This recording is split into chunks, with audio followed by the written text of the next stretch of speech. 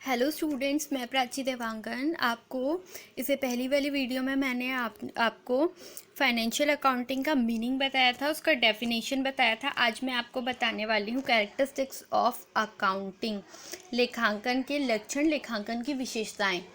तो देखिए, first, identifying the financial transaction and event.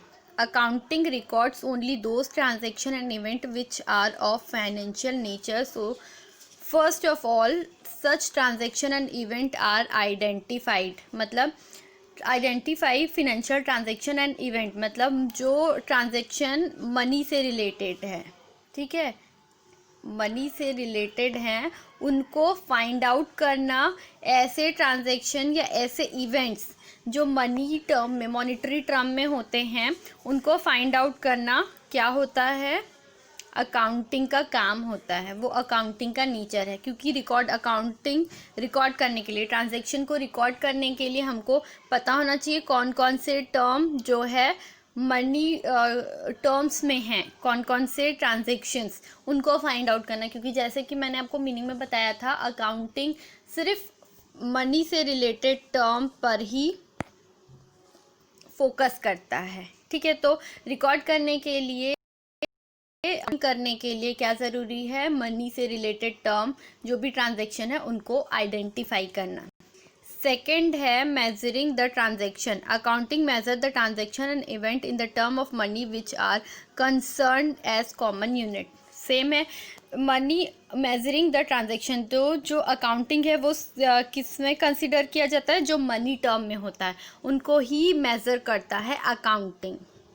अब नेक्स्ट है रिकॉर्डिंग ऑफ ट्रांजैक्शन, ठीक है। Recording of transaction, accounting involves recording the financial transaction in appropriate book of account such as general and subsidiary book. मतलब accounting का काम क्या है? Transaction को रिकॉर्ड करना, ठीक है।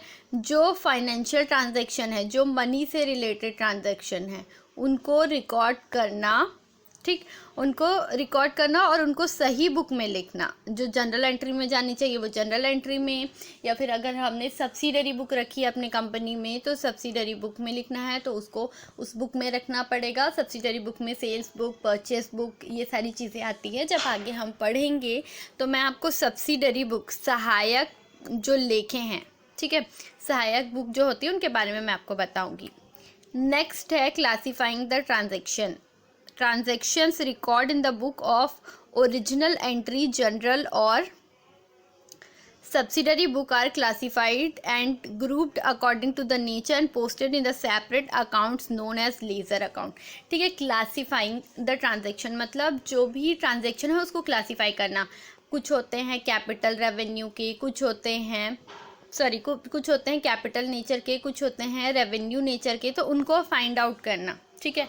सेल्स वालों को सेल्स वाले ग्रुप में डाल दिया, परचेस वाले को परचेस में डाल दिया। सबके लिए अलग अलग बुक होती है। सबसे पहले जनरल एंट्री होती है, तो जनरल एंट्री में सारी चीज़ें क्या है, एक जगह पे लिखे रहती है अकॉर्डिंग टू डेट। लेकिन जब अपन उसके लिए लेज़र बनाते हैं तो वो अलग अलग बुक में डिवाइड हो जाती है, अलग अलग खातों में।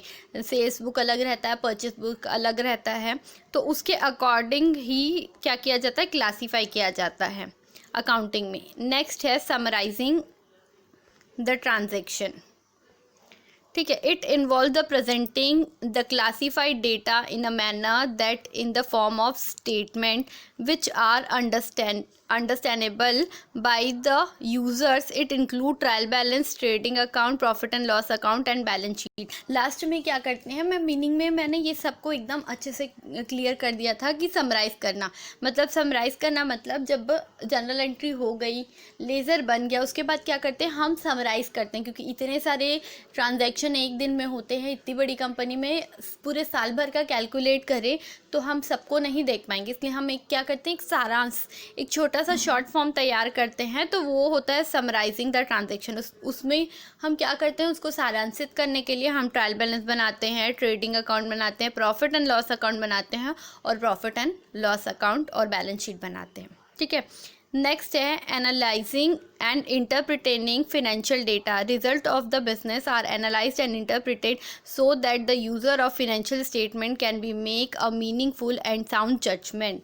मतलब है कि जो भी वित्तीय आंकड़े हैं उनका विश्लेषण करना, उनको एनालाइज करना और उनको उनकी व्याख्या करना, मतलब डिटेल में उनके बारे में जानना। ठीक है, इससे क्या होगा, उसको अच्छे से एनालाइज करेंगे, इंटरप्रेट करेंगे तो पता चलेगा हमारा बिजनेस कैसा चल रहा है। एक्चुअल रिजल्ट हम फाइंड आउट करेंगे हमारे बिजनेस की फिनेंशियल कंडीशन के बारे में। ओके, नेक्स्ट है कम्युनिकेटिंग द फिनेंशियल डेटा और reports to the user. Communicating the financial data to the user on the time of final step of accounting so that they can make appropriate decision। मतलब last में जब हम क्या करेंगे, देखो यहाँ पे हमने क्या किया, एनालाइज किया, ठीक है, इंटरप्रेट किया, हमने समराइज कर दिया पूरे डेटा को, ताकि हम अपने बिजनेस को सही तरीके से क्या कर सके, जज कर सके फॉर साउंड जजमेंट। ठीक है, ताकि पता चलेगा कि प्रॉफिट कितना हुआ, कहाँ पे ज़्यादा लॉस चल रहा है, क्या हमारे बिजनेस में ज़्यादा खर्चे हो रहे हैं, उन सब का पता यहाँ पे जब हम एनालाइज करेंगे तब पता चलता है।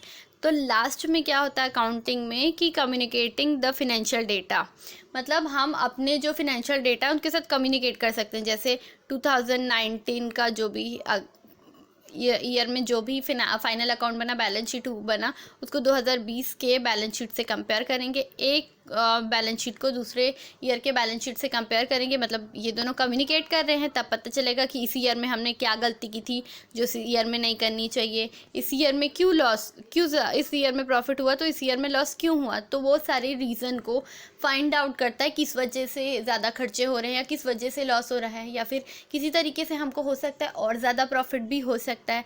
तो उन सब चीज़ों के बारे में अकाउंटिंग क्या है, कम्युनिकेट करता है, जो रिकॉर्ड करते हैं ट्रांजैक्शन उनके थ्रू। ठीक है, आई होप आप लोगों को समझ में आ गया होगा अकाउंटिंग के कैरेक्टरिस्टिक्स।